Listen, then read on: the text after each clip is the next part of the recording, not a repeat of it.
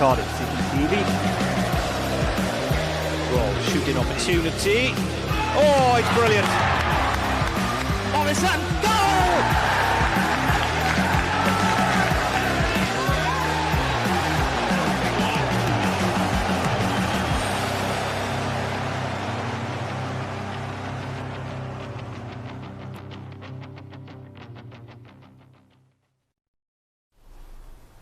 Good afternoon, welcome to Cardiff City TV, welcome to live coverage of this afternoon's game as the Bluebirds travel to St Andrews, home of Birmingham City, for an opportunity for a bounce-back performance after that spirited but ultimate defeat last weekend at home against Sheffield United. It brought to a halt a bit of a recovery for the Bluebirds, who obviously find themselves in difficult times and at the wrong end of the championship table from our point of view. But similarly, it's a similar scenario for Lee Bowyer's Birmingham City this afternoon. They have won just one of their last 5 games coming into this afternoon's fixture, but find themselves in relatively decent form at home, where they've dropped just one of their last 5 games at St Andrews. It's a place that Cardiff have found difficult to travel to over the years. Wasn't the case though on the final day of last season. You might remember the Bluebirds winners by 4-0 on their last visit to the second city, with a Harry Wilson hat-trick, the star of the show on the afternoon, and also Mark Harris with a breakaway goal on the counter-attack. As for Mark Harris, he's part of the team news from this afternoon. He drops to the bench this afternoon, having scored that opening goal a week ago against the Blades. 3 changes all in all for Cardiff City. One of them we expected at the heart of the defence, Sean Morrison, the captain, serving a suspension, so Aidan Flint comes in his place. So Alex Smithies in goal, a back 3 this afternoon of Mark McGuinness, Aidan Flint and Curtis Nelsons. The 2 wing backs remain, Perry and G and Ryan Giles, both in good form. Central midfield 2 remain as well, and equally in good form, Marlon Pack and captain now Joe Rolls in the centre of the pitch. Game 291 in a Cardiff shirt for Joe Rolls. And then there's a slight change in formation, but also a change in personnel in attack, and Cardiff have reverted to the number 10 role with 2 strikers ahead of them after having played a front 3 last week. And it's Ruben Colwell back in the starting 11 as the number 10, with James Collins and Kiefer Moore in attack. For Birmingham, changes there as well, some enforced, some not so. They lost 3-1 last time out against Millwall, and there's a change in goal. So former Bluebird favourite Neil Etheridge, one of 3 former Cardiff players in the Birmingham squad, drops to the bench. Matej Sarkic comes back in.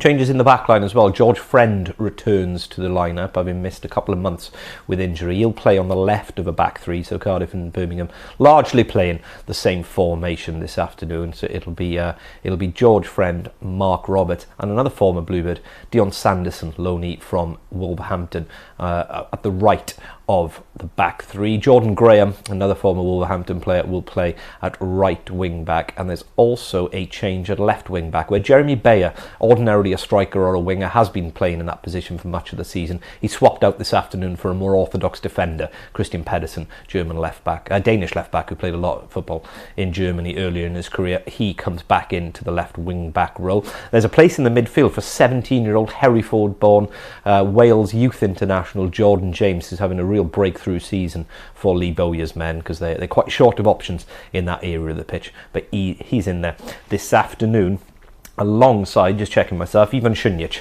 the Croatian international. Injuries in that part of the pitch, as I said, has left things a little bit threadbare. No Tai Chong, who's had a brilliant start of the season, the young Manchester United loanee. He's still struggling with an injury, and question marks exist there about whether or not his loan deal is going to be cut short. He's back at Carrington and Manchester United's training ground at the moment, receiving treatment, so not involved this afternoon. So Australian international Riley McGree, on loan from MLS, future MLS outfit FC Charlotte, is going to play as a number 10, and then 2 more recognisable figures, let's say, through the middle. Scott Hogan and Troy Deeney are going to play as a front 2. 5 goals to his name so far this season. Scott Hogan, Troy Deeney playing for his beloved Birmingham City for the first time in his career. He got his third goal of the season, and a really fine one as well last week in that defeat to Millwall. So those are the teams for this afternoon. That rather sets the scene. I'll hand now over to Cardiff manager Steve Morrison to set the scene further as he spoke to the press yesterday. Yeah, look, they've had up and down. They've obviously they lost their last game away from home. It's the Championship. Every single game's tough. There isn't. I don't think you can go by the form guide in this league. It's the one league that I think you never want to have a bet on, the Championship, because anything can happen. So yeah, look, they're a good team. Look, some really good players. But I'm more worried about us and what we do. So we'll give them the respect that they deserve, and we'll work out a way. Well, we hope we have to try and beat them. Train as we play. So what we do on the training ground has to represent what we want to do on a match day. Getting them to believe that they can do what we're asking them to do, and then just be consistent with your message. I believe in it. The staff believe in it, and it's our job to make the players do as well. So we'll be consistent with our message.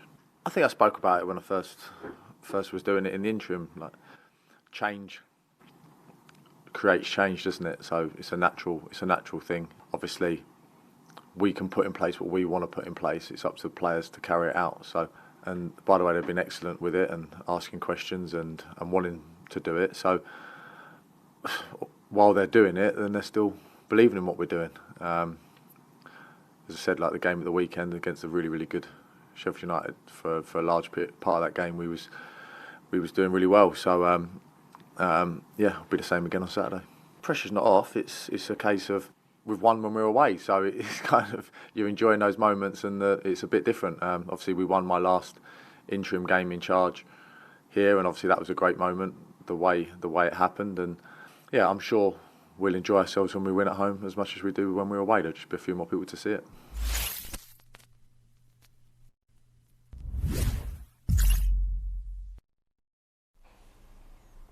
Welcome back to Cardiff City TV ahead of this afternoon's game with Birmingham City. I'm Ashley James, and hopefully, by the power of technology, I should be being joined by my colleague John Donovan, who was enjoying a nice afternoon off, but has now been called into action to join us from home. John, there you are. Perfect.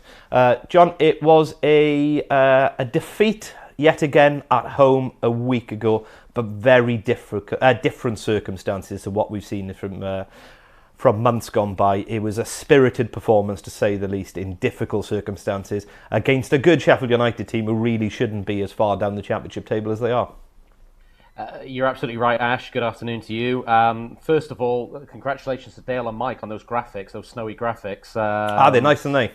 Yeah, they're all right, aren't they? They've had a busy week. No, I quite enjoyed last Saturday's game until the sending off. And if you've ever seen a game before, or read about a game and seen people talk on the Sky Sports and what have you about a sending off changing the game, that was the definition of it last Saturday. Yes, Sheffield United probably bossed the middle part of the first half, and Billy Sharp had two chances which I absolutely backed him to score, and he didn't. Credit to Alex Smithies. But I thought kind of either side of that, Cardiff City gave us as good as they got. I think Steve Morrison, again, I like his little nuances and how he changes things in games.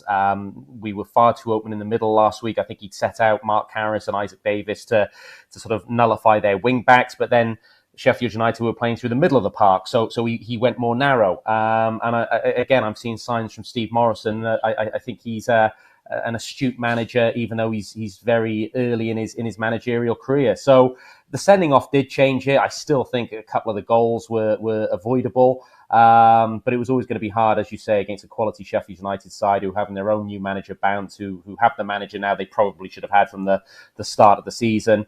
But Cardiff kept going as well and still created chances, Kiefer Moore notably at 10 men. So as I said to you, and I think I said on my closing line on commentary when I came out of Saturday's game, yes, we lost, and losing is always disappointment, but far more optimistic in defeat than I had been, as you say, in previous months, Ash. Just want to talk about one of the points you raised there about Steve Morrison changing things, and particularly the shape of that front line, John.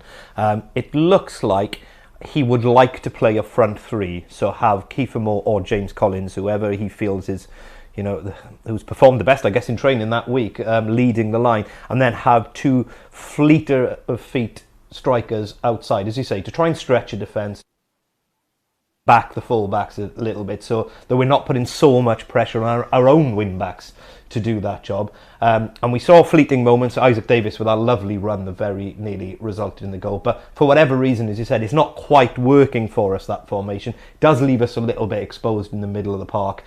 Does mean when we play with a high line defensively like we did at the weekend, it leaves us very exposed to those runs in behind. So Cardiff have gone back this afternoon to a 10-2 ahead of them. Obviously means Ruben Colwill can come back into the starting 11, which is a big bonus, and allows Kiefer and James Collins for us to have a look at them together this afternoon. It doesn't. He's kind of caught between two formations a little bit at the moment, isn't he? He is, Ash, and this goes back to you and I, particularly myself, because I'm very boring. I've been banging the drum for quite some time about if we're going to play three centre halves in our next recruitment process, or from within the club as things stand at the moment. We have to find somebody who's comfortable stepping out both with the ball and without the ball into the midfield areas and going into those areas to either engage or to carry the ball out. And our centre-halves at the moment have many strengths, and probably Mark McGuinness can do this, but he's still a little raw. I think their default position is to step off. And if then we're playing, as you say, with two fleet-of-foot wide players, Rawls and Pack, as has been the midfield too for the last few weeks, can be outnumbered in there. I thought Sheffield United were good at that during the middle of the first half particularly. I thought McGoldrick and Gibbs-White did a very good job sort of dropping onto them and allowing then the other midfield players to step up. And it was 3-on-2, 4-on-2 in there on a number of occasions. And Steve Morrison had to change it. So you can either nullify that threat by playing the formation he is today. And I thought it worked very well at Luton. Collins and Moore keeping the centre-halves busy, which in turn allowed Ruben Colwill to have more space than perhaps he's normally allowed, particularly if he's starting from a wide area. So it did work against Luton. So that's the solution Cardiff City have at the moment.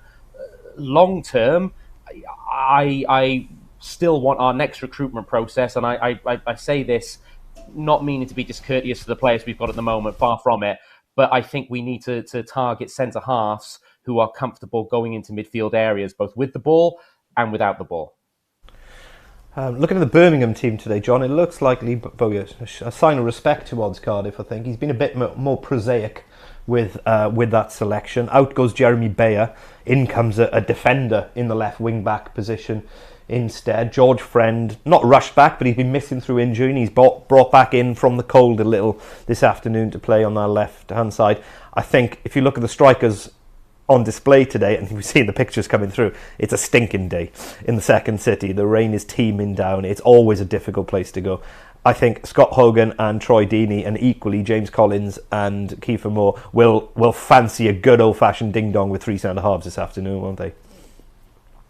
I think they will, and I'm still when we were rumoured with getting Troy Deeney a couple of years ago, albeit I think the price being quoted was a little overpriced, he is someone I think makes a difference at a football club, whether you like him or not, whether you like his abrasive style or not. I think he's someone who, as you say, will relish this battle today. He holds the ball up very well. He engages players. He's got good technical ability, and he's got goal-scoring ability as well. And Sean Hogan's career is kind of faltered a little bit. He was a goal sniper, and he's rebounded a little bit at Birmingham, and credit to him.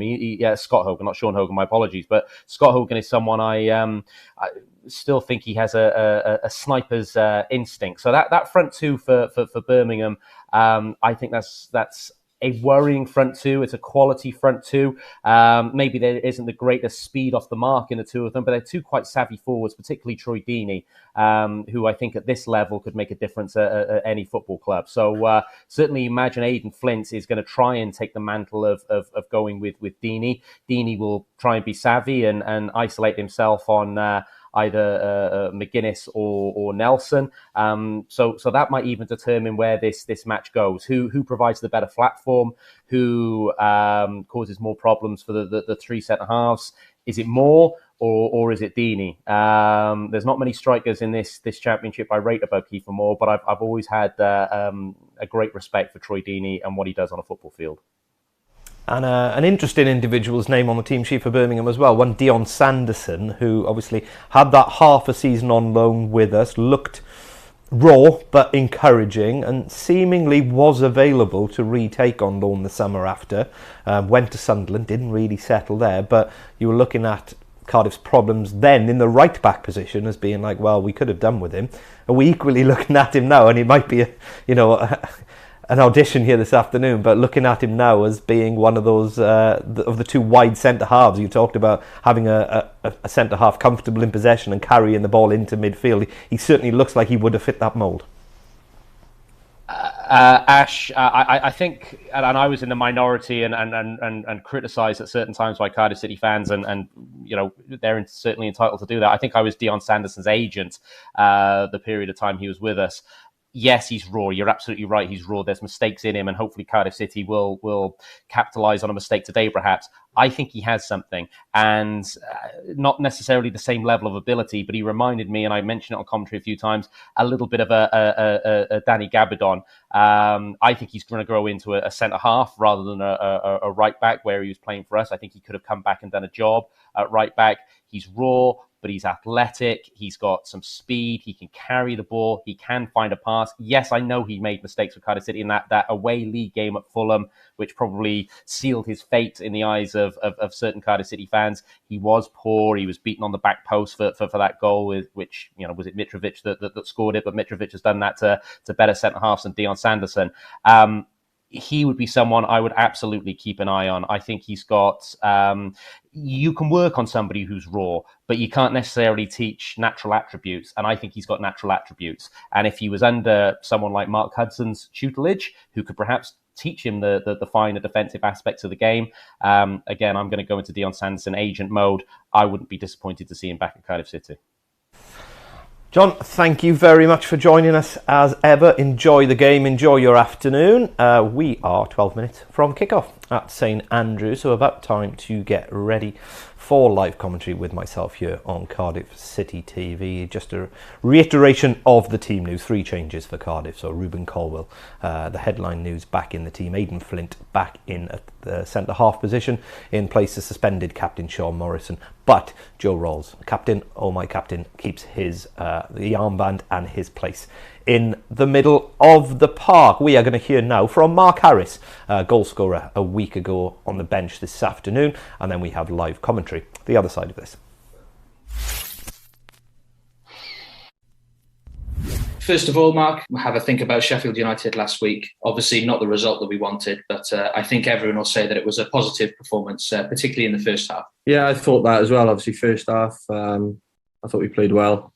We got a press from the front pretty good. So first half was obviously a very positive performance. Obviously, the sending off wasn't ideal for us, but obviously these things happen, and it's just then trying to keep a good shape and obviously hold out for the win and even try and nick another one. But like you said, it didn't play out like that. But all looking forward now to the game Saturday and go into Birmingham and hopefully getting the 3 points. I said to Razzie straight away, I said there's some ball to pick me out. I think there was about four bodies around me, so it was a bit of just like get the ball down as quick as you can and get a shot off because of all the bodies around me. But great pass from Razzie and nice to get the finishing touch and to get the goal. I think I was right on the last man, so you've obviously got to keep yourself on side as well. So obviously as soon as I hit the ball, I was looking straight away just to make sure I was on side. But Mora's been great with just being in the box, being alive, just being ready for any drop downs, any second balls, just to get in the end of. And like I said, happily it went in. And you've touched on the manager there, obviously a striker in his playing career. How much advice and influence has he given you in the last few weeks in terms of finishing, creating chances, things like that? Yeah, it's not just the last few weeks. Obviously, when he first came in, I was still around the 23s and obviously training with the first team or whatever. But as soon as he came in, he was brilliant with me.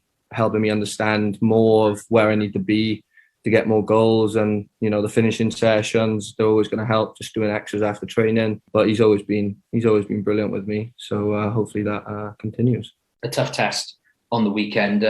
You've had a full week on the training pitch to prepare, and you must be looking forward to getting up there and getting that game on. Definitely. After, obviously, we just said the result on Saturday, we're looking at going up there now, putting in a good performance. I've already seen there's 1,500 fans going up. So, you know, they've been great all season with us. And, hopefully go up there, good performance. And hopefully the performance take care of the result then and we get the win. A stadium that you scored on last season in a 4-0 win towards the end of the campaign. So you must have fond memories going back there and hopefully try and get another one as well. Yeah, I think I came on half-time that game, and obviously to get a goal was obviously good for me. And a repeat of that wouldn't be too bad. Coming around the corner, obviously, the Christmas schedule, you know, it's a busy time for football, games every few days. That must be something that you're looking forward to, not only to be obviously having a good run in the side, but the chance of getting some minutes as well with lots of games to play.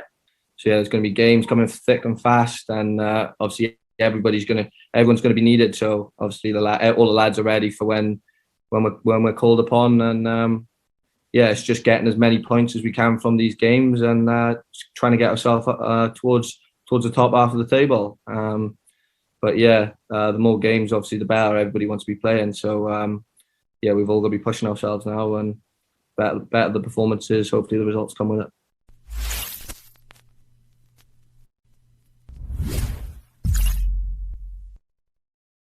Top 5 in association with the Big Yellow Self-Storage Company. Delivery. Morrison, goal! It's Sean Morrison, and City have come from behind. It's 3-2 to the Bluebirds. Well, Neil Etheridge is asking the question because he feels like he's impeded on the line. I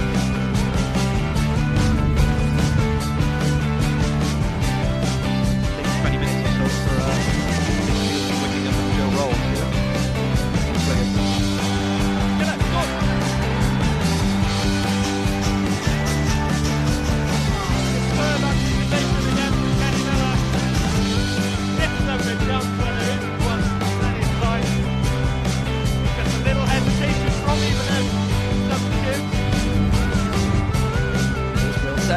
and it is a hat-trick, and it's perfect from Harry Wilson. Oh my word, what a free kick, and he's given the goalkeeper the eyes again. Strike across the ball. This time I think he expects the ball is near post. The opportunity, he did well off the bench back a week ago. Free kick is down the line, 2 Mendes line, little step over, gets it off to the byline, gets it up into the box, cut back to Rawls, and Rawls fires home. 10 men Cardiff extend their lead. Brilliant work from Nathaniel Mendes-Lang on a calm finish for Joe Rawls. Rawls, great technique, sets himself, knows he's got a little bit of time on the edge of the box, opens up his body, curls it around the outstretched arm of Lee Camp.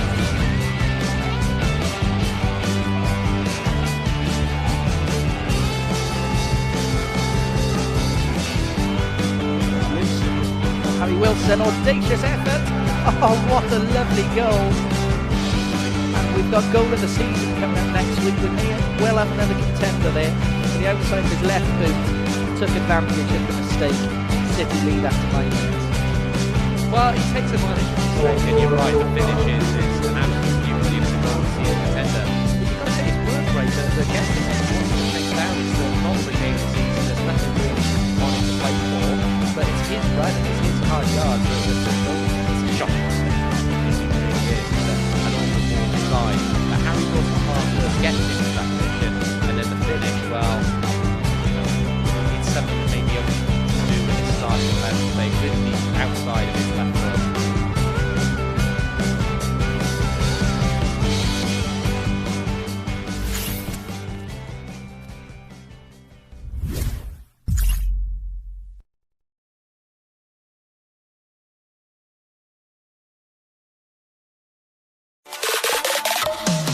Cardiff City Foundation Soccer Schools run during the school holidays across various sites in South Wales. It gives children the chance to participate in fun football sessions, make new friends and develop and learn new football skills. We're always looking for something for the children to do during half term. They love coming every day, they learn new skills, it's really creative. Our son he's really into his football, he really enjoys it. He lives football, eats football, sleeps football. It's testimony when he comes back from the school and is still talking about it when we're having dinner, you know, and telling us all the little things that he's learned. It's a great thing for him to do in the half-term holiday. He gets to get a lot more experience here and meet lots of new people. Mally's had a ball this week. Just do it. Let your kids run free and you'll have easier nights because she is shattered when she comes home. It's really fun and the coaches are really nice. When we get to play matches as a team to score goals. They make fun drills for us. They help you shoot better, do more dribbling, more passing. Total value for money. It's 6 hours for each day. My son's here from first thing in the morning till about 3 o'clock in the afternoon. It's fantastic, so I definitely recommend it to anybody. They've enjoyed every minute of it, so I would definitely recommend it as a parent. If they're interested in football, they'd love it. Just do it.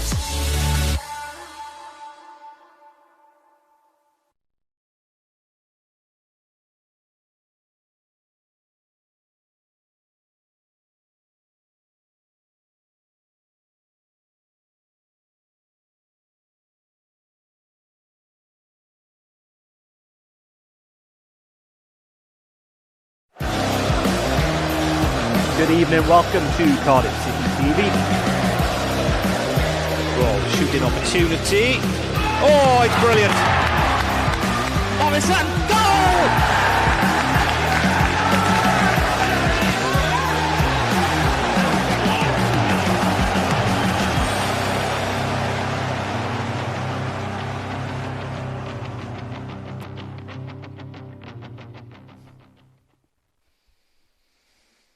Good afternoon, welcome to Cardiff City TV for live coverage of this afternoon's game between Cardiff City and Birmingham City here in a wet and miserable St Andrews Stadium.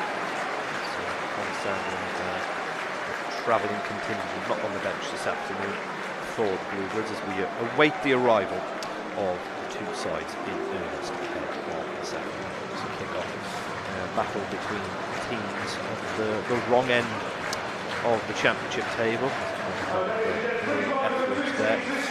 21st place in the championship table, Cardiff coming into this game sitting 5 points outside the drop in, and incidentally 5 points behind Birmingham City, who occupied 16th place. Birmingham team who have won just one of their last 5 championship games, coming off the back of a 3-1 defeat to Millwall, but a better recent home just one of their last 5 here at St Andrews. For Cardiff City, it's a case of trying to shake off that disappointing but spirited defeat to Sheffield United a week ago. 3-2 score against that last consolation goals for the Bluebirds, defeat. 10 men with Sean Morrison dismissed, who ultimately misses this afternoon's game because of suspension. Also,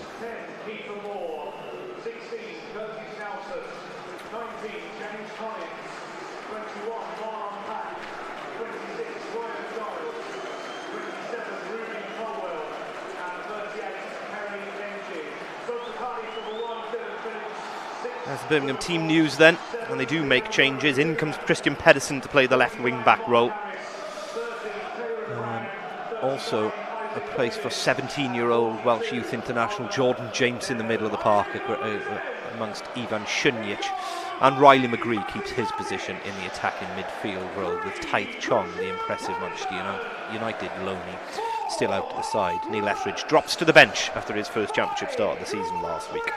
For Cardiff, 3 changes.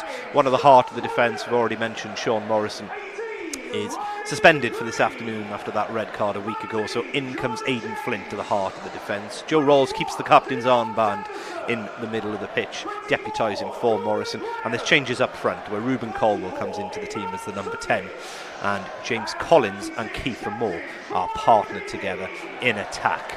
That means Mark Harris, for one goal scorer a week ago, drops to the bench.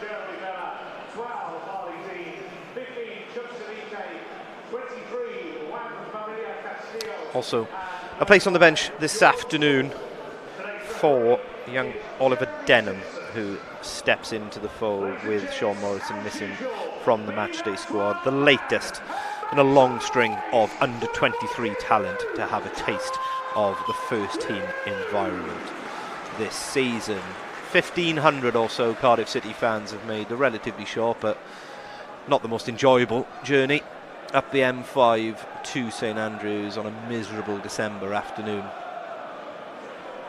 Cardiff will be desperately hoping that the afternoon resembles a little more the 4-0 win, comfortable 4-0 win as well from the tail end of last season than some of the more ordinary battles we've seen on this ground over the years.